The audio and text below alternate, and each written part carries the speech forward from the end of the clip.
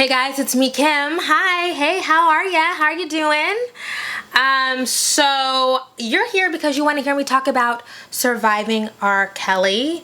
I decided to not live tweet it because I don't tweet like that no more.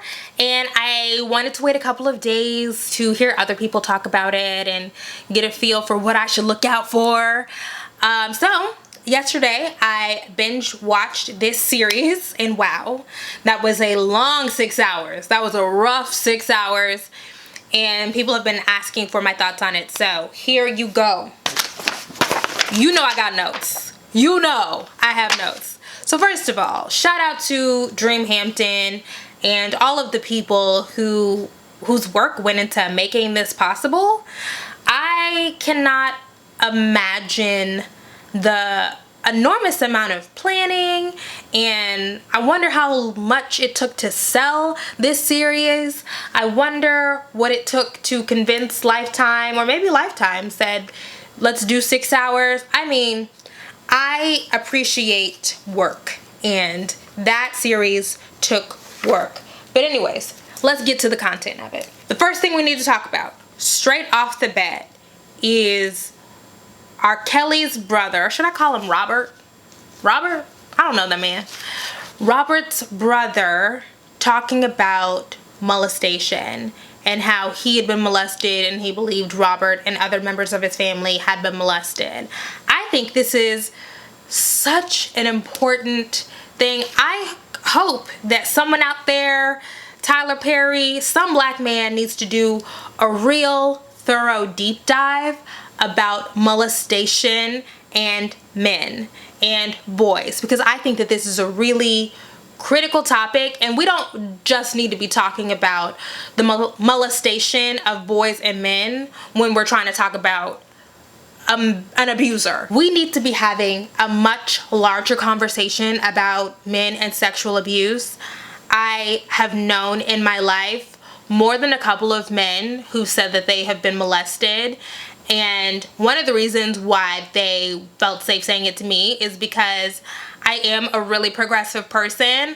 I don't ever believe in blaming kids. I believe people when they say they've been molested. But another thing about it, and like this is like a real thing that we need to be honest about, is a reason why boys and men, particularly heterosexual boys and men, are not coming out and talking about their sexual abuse is because they are afraid that people are then going to question their sexuality. And of course we know that there's nothing wrong with being gay, but if you're not gay, we do need to get past this idea that like any kind of sexual contact, whether wanted or unwanted, rape or molestation, is going to change somebody's sexual orientation.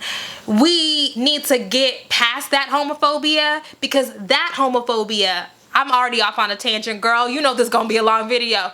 That homophobia is stopping men from really reckoning with, and you know, cisgender heterosexual men, from really reckoning with the ways that sexual assault has ruined their lives. We need to also talk about the consequences of men's sexual trauma. And I do think it was important for Dream and the other producers of this series to start off with that as a baseline, because the consequences of assault and trauma and rape and abuse don't just stop with that one person.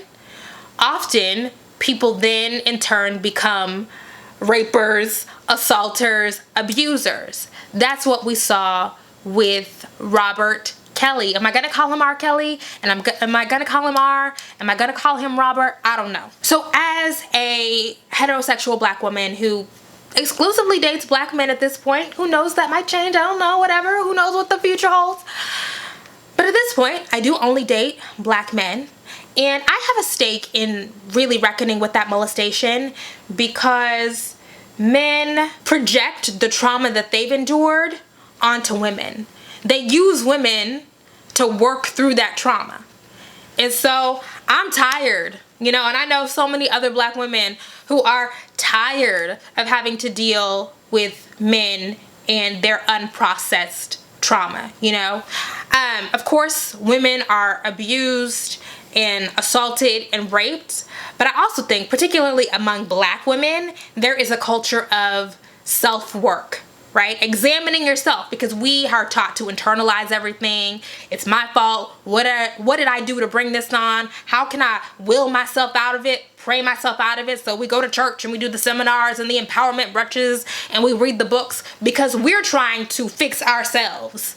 There is not that culture. Let's be honest. There is not that culture of self-work when it comes to men in general and Black men in particular. I'm talking about Black men because we're talking about a Black man in this series. That's why I made that distinction. Moving on. From the start, we see all these people talking about, I saw R. Kelly at the school. I saw R. Kelly in the gym. I saw R. Kelly at McDonald's. Is no one gonna say anything? No one's gonna say anything?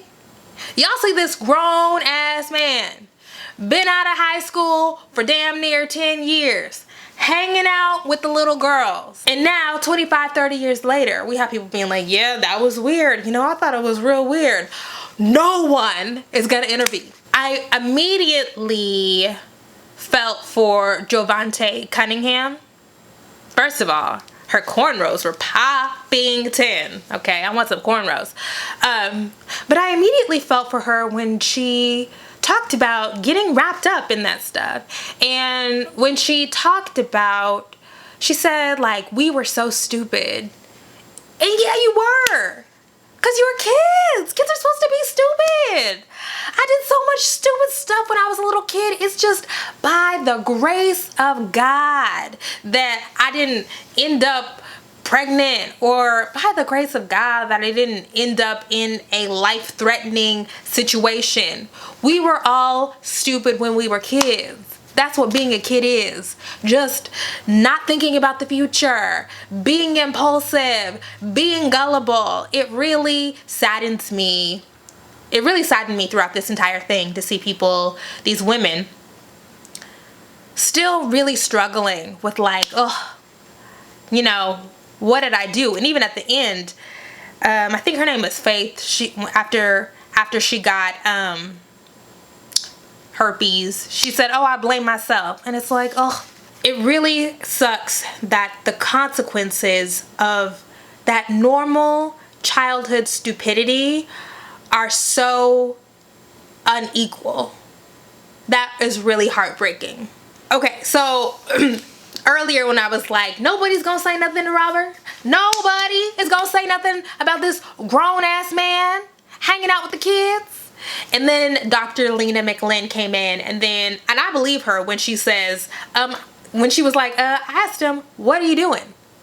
What's going on? I actually believe her because she seems like the no bullshit type of woman. Shout out to her. She seems nice. And then we got into the Aaliyah parts of this. Oh my God. And we also have to go back to that statement that Aaliyah's mom released about how people were lying about her daughter on this documentary. Sorry, girl, I don't believe you. I don't believe you. I don't blame her. I don't blame her for what happened to Aaliyah, but girl.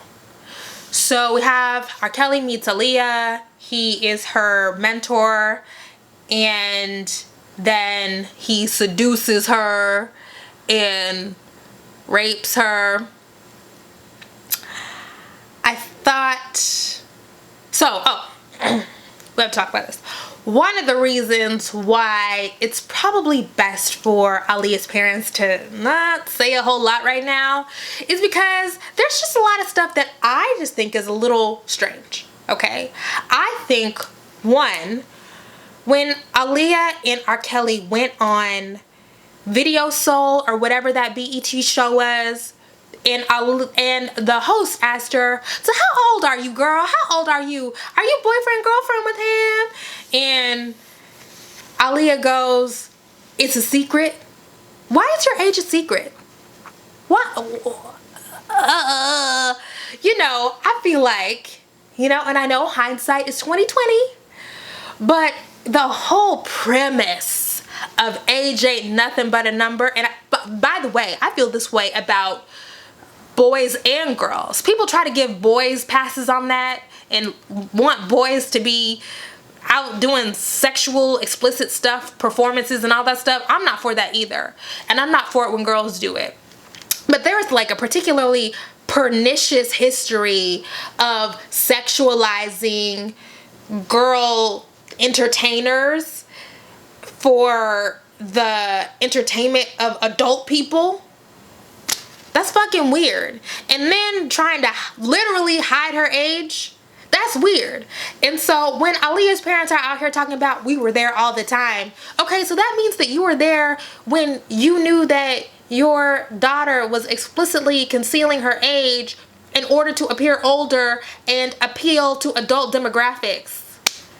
Now look, I'm grown as hell. And I like lots of little kid stuff, okay? My nieces love this little white girl named JoJo. I be bopping to JoJo songs. JoJo's like 15, 16. I'd be like, every girl's a super girl, right? That's embarrassing. I recognize as a kid, and I'm grown as hell. And there's a separation. I think it's really inappropriate for us to try to make kids, to adultify little girls. Teenage girl. She wasn't a little girl. She was a teenage girl, but still. And then we get into the marriage. I feel like this is one of the reasons why, until now, Aaliyah's parents and the people around her have been so quiet, is because we have real proof that you weren't there all the time. You weren't, you know? We know that you weren't there all the time because it's not like they went off to Mexico and got married. They went to Chicago. That marriage certificate is really damning. I would like to think that I can recognize, I don't know, maybe not today, because, you know, the girls are doing their makeup better than me. You know, the 14-year-olds are beating their faces better. But, you know, I had questions about how they got the marriage license. Was there a fake ID? Who did you go to get the fake ID? The registrar or whoever has to cook up the marriage license, did they ask questions? It just feels like there's so many layers to this con and to the abuse of this girl, and that was really puzzling to me. Because so many people failed these girls on so many levels. And Aaliyah, at this point in the series, is just like the most prominent example of that. But there's whole systems keeping this man's predation going. Another thing that I did really appreciate, you know, and I feel like maybe they put this in for the hoteps or, you know, the detractors, but the producers of this documentary in this first part of the film made sure to insert that point about there's a long history of white male entertainers preying on girls. And as somebody, I think Ann Powers mentioned in the documentary, Jerry Lee Lewis even lost his career because it was gross that he was marrying his 13-year-old cousin, you know. Elvis Presley had to keep it in the background. Now, after it was not in the background, I don't know if people asked enough questions about that. And also, if you listen to Priscilla, she doesn't talk about her experience with Elvis as one of abuse or whatever. But anyway, we're not gonna go off on that tangent. But I thought it was really important that we make it clear this is not about black men as predators. It's not about demonizing black men. It's about our culture that is obsessed with the sexualities of teenage girls, obsessed with it in all facets of the culture, right? From like purity rings and purity dances and purity pledges to, you know, I remember when Britney was out here at 16 and 17. I love Britney, by the way. 20th anniversary of Baby One More Time this year. But Britney was out here super sexualized as a teenage girl talking about her virginity.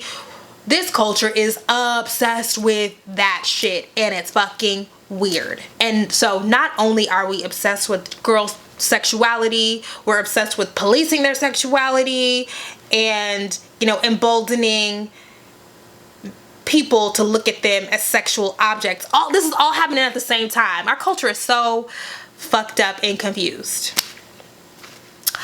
So those are my notes on part 1. There's fucking 6 parts, you guys. Part 2. Bruce. Girl, Bruce. Oh my God. So, you know, I don't believe in prisons. I don't believe in incarceration. But Bruce talking about the man has a preference. We all have preferences. Now, this is why we gotta have some real conversation about that preference word, because we use preference to disguise all sorts of pathology and all sorts of trauma. Look, I think that there's a complex conversation to have about attraction to young girls and how we deal with that. But what we're not going to do is wave it away as some innocuous preference. It's not innocuous. Now, I know Bruce ain't gonna be able to see this documentary, but when you see these women 20, 30 years later crying, it's not an innocuous preference. And by the way, my preference is to be butt naked all the time. My preference is not to wear shoes in public. But you know what I do? Put on clothes and wear shoes. Because that's the social contract that I've entered into. So, you know, we're not gonna try to explain that stuff away. And Bruce, you know, not understanding. At one point I yelled at Bruce, "They're children." He's trying to be like, oh, who cares? They're kids, Bruce. That's why we care. I did not know before this documentary that R. Kelly was not just a predator, like luring girls in.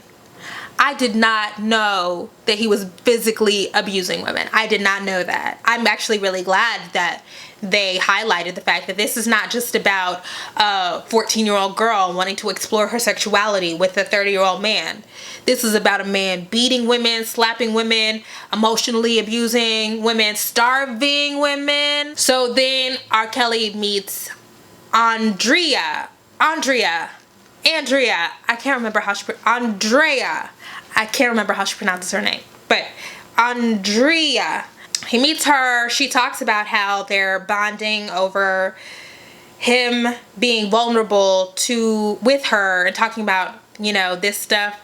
And this is not, when she talks about, you know, teaching him how to read and all of that stuff, and how she wanted to rescue him.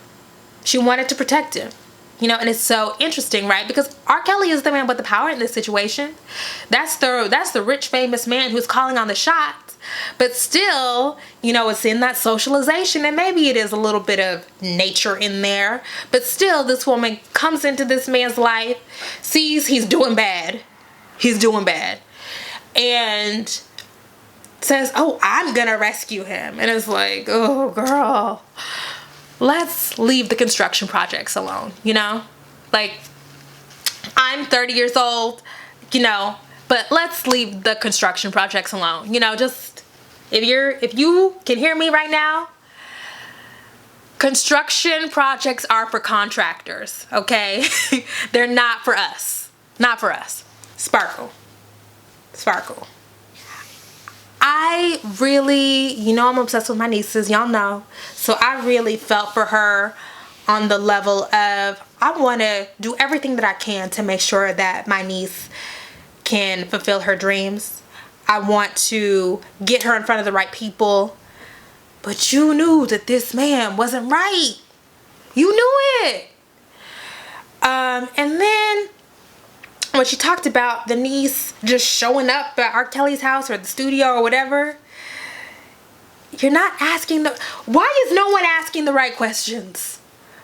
Why is nobody interrogating this? You know, this is like a theme for me. And look, I'm not trying to blame anybody, but I do think that it's really useful for us as grown people now, with the benefit of hindsight and all of this additional information, to just really think about, why did no one, like, I want to be cognizant, you know? If I see some red flags, I wanna be fucking Inspector Clouseau in this bitch, okay? I'm gonna ask the questions, I'm gonna look at the clues, and we're gonna get to the bottom of exactly what is going on here. It really was frustrating to me when I was just like, nobody is asking the right questions. When we got to Lisa Van Allen, oh, devastating. Devastating story. Just heartbreaking. Oh my God. All of the, when she talked about having a threesome with the little girl. Oh my God. Oh my God. It was awful. It was awful. Okay. That wraps up part 2. Part 3. My first thoughts during this part was, and this is when, we hear more about the girl on the tape, that infamous P tape. We hear more about her and how R. Kelly was going to her basketball games and hanging out with the family because the family was working for him. And I'm just like, you got to be in some real cognitive, you're dealing with some real cognitive dissonance. There was a 6-year gap from the time R. Kelly was indicted to when his trial began. And Sparkle testified, but her cousin or her brother, I can't remember who it was, testified saying that it was not her niece on the tape. Now, I think we can all agree that we believe it was her niece. I think we can. But why would the girl not show up to court, her parents not show up to court, and somebody else in the family, I can't remember if it was brother or cousin, show up to court and say that it wasn't her? Why would that happen? And the only reason I can come up with is money. I think they took money. I do.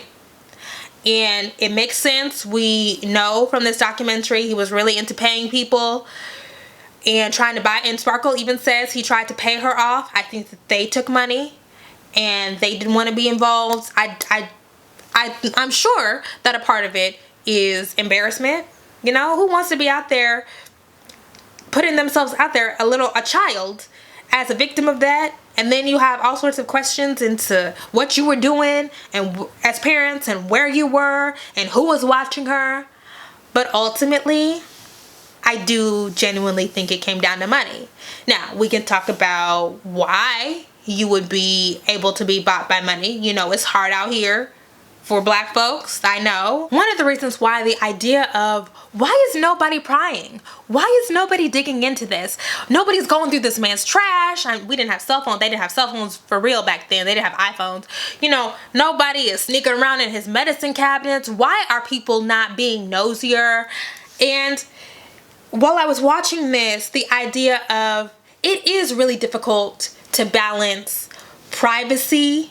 You know what I'm saying? Like, there is a part of our culture that's like, mind your own business. And I say that, when we see the white folks calling the police on black people and, getting in black folks' business and stuff, I have said here, mind your business. Leave people alone. It's none of your business. And so I do think it's hard culturally to balance.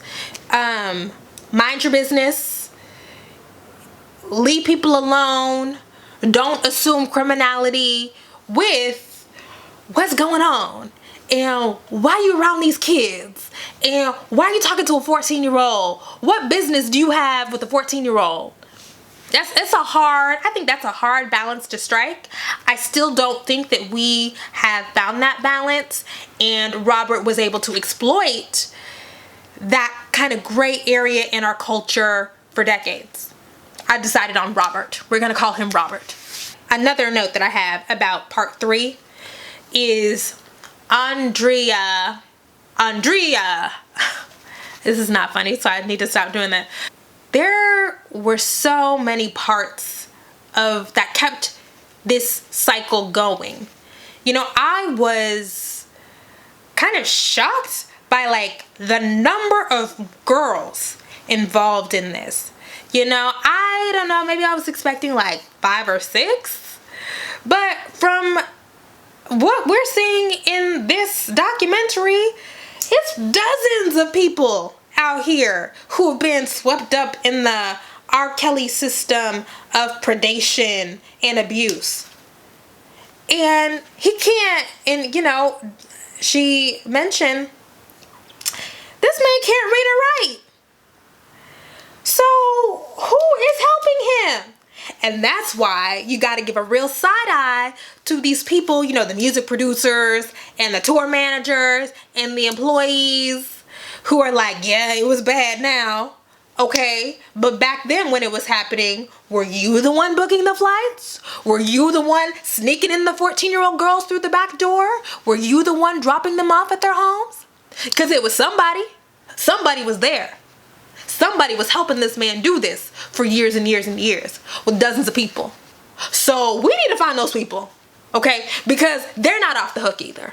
When the music producer, maybe his name was Craig Williams or something like that, when he was like, I went to R. Kelly's house and there was a party and he was slapping girls on the ass and some of those girls look really young, so I just had to get out of there.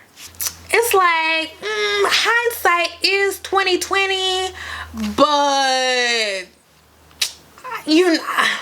I'm trying to balance, you know, again, an understanding of like, we do live in a don't ask too many questions culture with, if you thought you saw a 15-year-old girl, isn't there a moral imperative to do something? And then, you know, there are the people around him who knew these girls were underage, who knew that this man had a sickness, and now you're getting on the documentary. And I'm glad that they spoke out. That made it a more interesting documentary.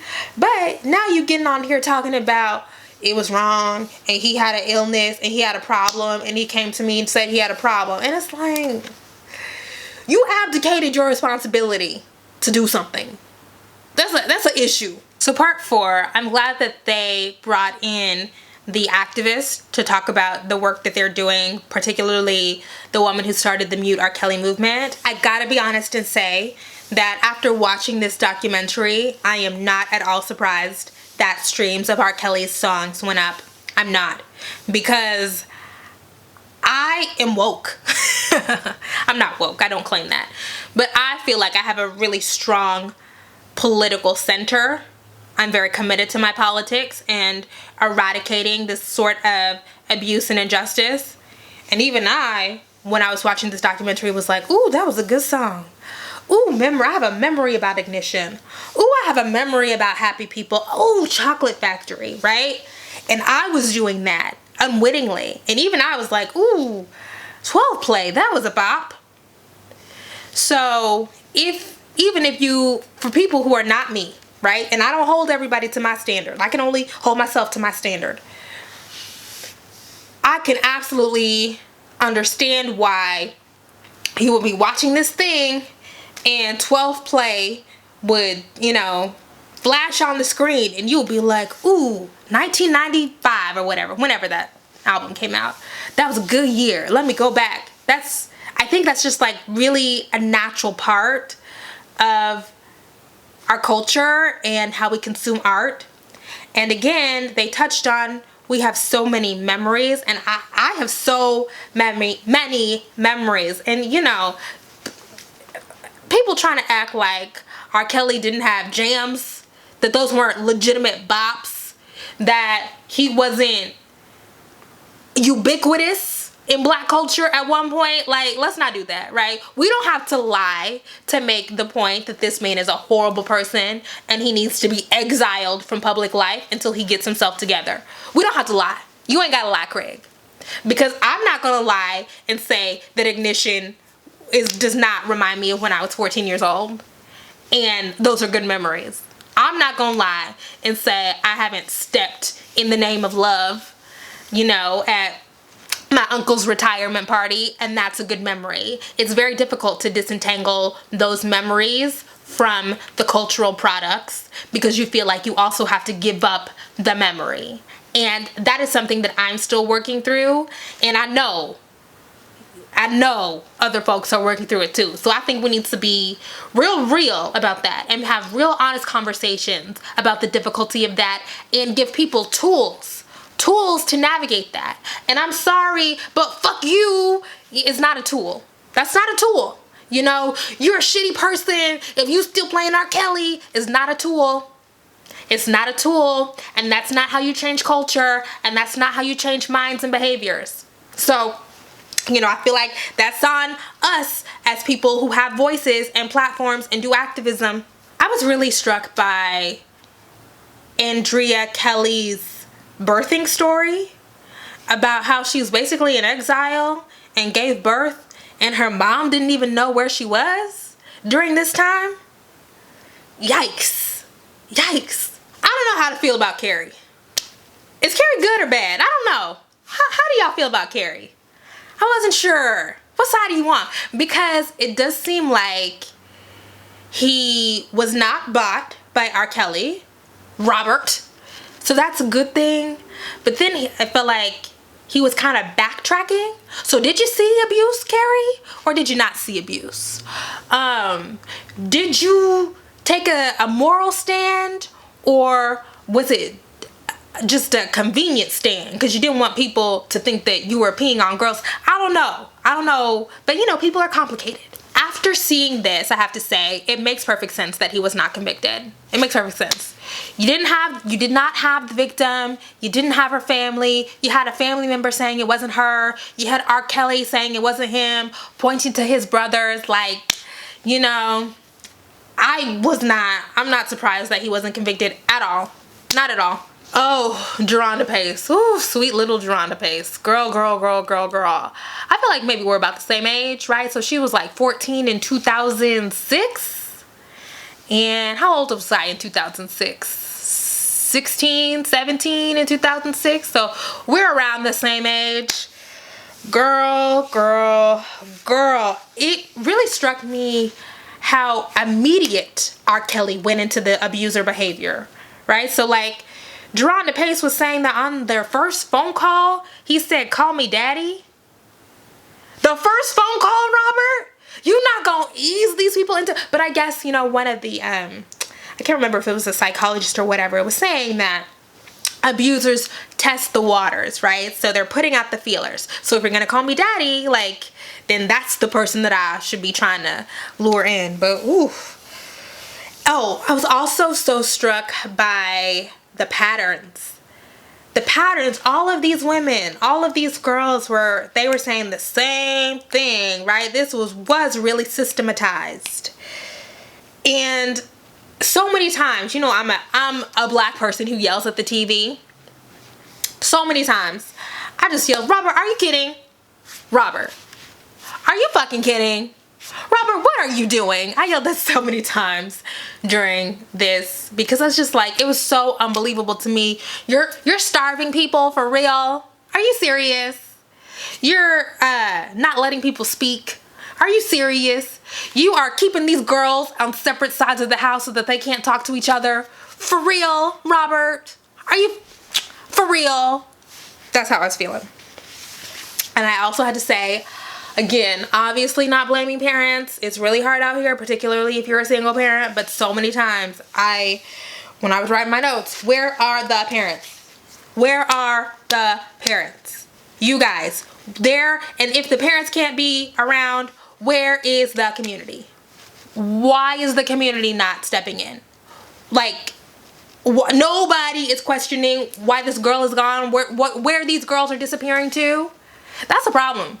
It's months before you're checking on these girls. You don't know your kids aren't going to school. You don't know where they're going during the day.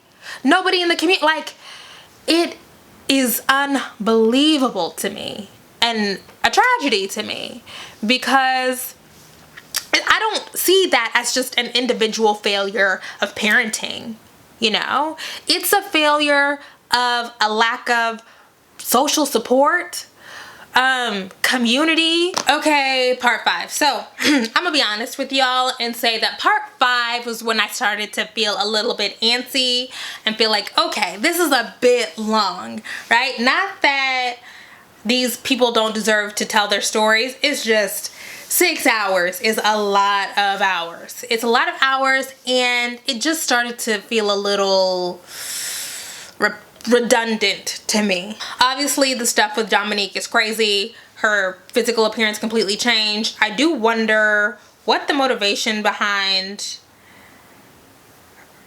like her taking on that kind of mask aesthetic. Like, how did that happen? Would love to know more about that. And look, this is just a moment of levity. This is a moment of levity. But Timothy Savage doing the press conference to find his daughter with the Bluetooth in his ear took me out. Black people are just gonna be black all day. There's nothing you can do about it. He said, look, I'm doing business, so I'm gonna keep my fucking Bluetooth in. You're gonna see this Bluetooth. Oh, this is where I wrote, R. Kelly is a monster. Yes, he is a monster. So after 4.5 hours, it was very cemented in my mind that this man needs to not, he needs, you know, it's real hard to balance because I don't believe in prison, but he needs to not be among us. He needs to go get some help separate away from us, without interaction with us, away. I was very surprised when the radio DJ, can't remember her name, there was a lot of names, didn't get them all down. The former radio DJ was saying when she went to Chicago, she met the girl, well now she's a woman, the woman from the tape. R. Kelly is still hanging around with the woman that he abused and molested. Now that's another reason why I feel like there's definitely some money involved.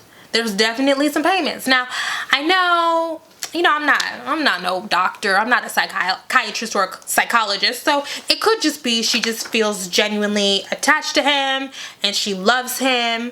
Maybe. I just thought, wow, it's crazy to me. Sparkle is out here. She said she was estranged from her family for 10 years and her niece is still hanging out with R. Kelly. Whew, or at least up until a couple years ago. Maybe they've fallen out by now, maybe. I didn't love parts 5 and 6 of this documentary. I'm just gonna say it felt a little cops-ish. It felt like cheaters. And not to diminish these women's stories, but it just had that kind of feel of like we're staking out. I don't love that. But I will say it was really moving when Dominique's mom snuck up to the hotel room and they were having that whispered conversation through the cracked door. It was, you felt the stakes. You definitely felt the stakes there. Azriel Clary is apparently still in the R. Kelly ecosystem. I wonder how many girls are still in this ecosystem. Have they seen the documentary? Did they talk to each other about it? I'm so curious about what is happening right now in R. Kelly's world. But the story about her, and I love the sister. Oh, I love that fucking sister because she was like, R. Kelly and my daddy? That's me. Do you know I'm fully grown? I pay my own cell phone bill. The story about her like peeing in a bucket. This is some Scientology shit. What the fuck? It's crazy to me that this is still happening. And we see Faith Rogers, a girl who looks young enough to be my intern, on here talking about how this grown-ass man gave her herpes. And then you're just like, oh man, this motherfucker is still out here doing that shit. And finally, my last note is, it is very clear that police are really not about the business of protecting black people. When, was it Azriel's parents? I think, or was it Joycelyn's parents? Maybe it was Joycelyn's parents who went, or maybe it was Azriel. Anyways, one of their parents went to Chicago, knocked on the door, called the police, said I haven't seen my daughter in 3 years, and the police were just like, there's nothing we can do. And maybe legally there's nothing they can do, but I just don't know if I believe that all of these women's parents would be getting, there's nothing we can do, if it were someone else, white. I don't know if I believe that. And I know we have to have protections. Like, I really do believe in police respecting privacy because we don't trust the police either. But, you know, So it is so apparent to me after watching all 6 hours of this documentary that there are no institutional structures in place to help girls and women who are being abused. Like, we don't have that. And we need to figure out something else, because I recognize that, like, what can you really do if somebody's not a minor and they don't want to leave, but like welfare check, or it's just, you know, these things. It's so clear that these institutions that we have that are supposed to keep us safe, right? The police are supposed to keep us safe, and we're supposed to have all of these checks to keep us safe. They are not working. It's not working out. It's not working out for abused women of any race. But it feels like there's a particular kind of failure that is happening for Black folks in Black communities. And, you know, one of the reasons why there is such an extreme distrust of police is because people feel like, what do y'all do? What do y'all really do? You know, I just read a book. Shoot, what is it called? It was a book basically about how police don't solve the murders of Black people in Black communities. But what they do is pick you up for trying to sell loose cigarettes or loitering or whatever. And it's like, y'all can't be trusted to do the real stuff, but y'all harassing us and beating us over little petty shit. That's why people don't trust the police. So anyways, that's all I have, you guys. Again, thank you so much for making it to the end of this video. We did it together. We surviving R. Kelly. Leave me comments about how you felt about the documentary, stuff that stood out for you, because there was so much crazy shit in this documentary. It was crazy.